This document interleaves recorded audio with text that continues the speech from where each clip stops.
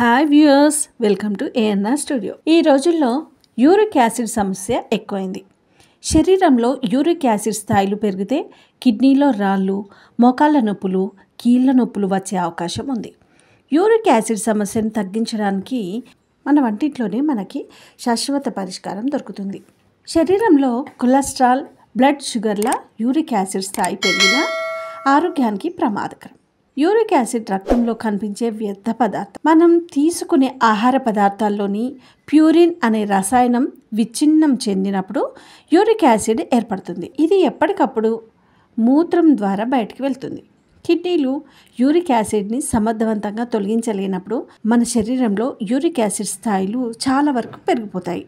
విసర్జన సరిగ్గా జరగకపోయినప్పుడు uric acid రక్తంలోనే నిలిచిపోతుంది. క్రమంగా ఇవి స్ఫటికలుగా మారి కీళ్ళ చుట్టూ ఉండే కణజాలాల్లో పేరుకుపోతాయి. దీన్ని హైపర్ యూరియాసిమియా అంటారు.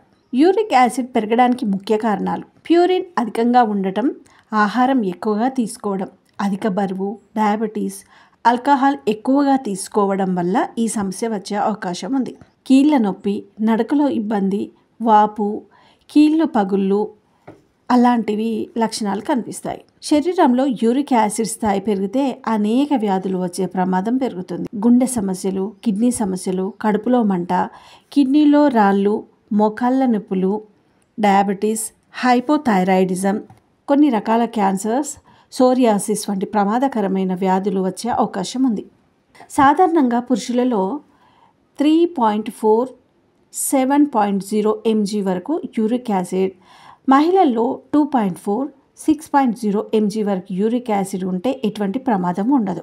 ఎవరైతే యూరిక్ యాసిడ్ బాధపడుతున్నారో వారికి మన వంటింట్లోనే శాశ్వత పరిష్కారం లభిస్తుంది. సో వీటిని ఎలా అధిగమించాలి అనంటే, బార్లీ గింజలు 4 స్పూన్లు 4 గ్లాసుల నీళ్లు పోసి రాత్రంతా నానబెట్టి తెల్లవారి వాటిని ఉడికించి వాటి నుంచి తీసిన వాటర్ని మనము పరిగడుపున కానీ సాయంత్రం వేళలో కానీ అలా ఒక 10 రోజులు చేస్తే యూరిక్ యాసిడ్ మన శరీరం నుంచి యూరిన్ రూపంలో బయటికి వెళ్ళిపోతుంది. ఇంకా 1 స్పూన్ మెంతులు, 1 స్పూన్ జీలకర్ర రాత్రి నానబెట్టి ప్రొద్దునే వడబోసుకొని అవి పరిగడుపున తాగితే యూరిక్ యాసిడ్ అనేది శరీరంలో నుండి బయటికి వెళ్ళిపోతుంది. సో మీరు పాటిస్తారు కదా.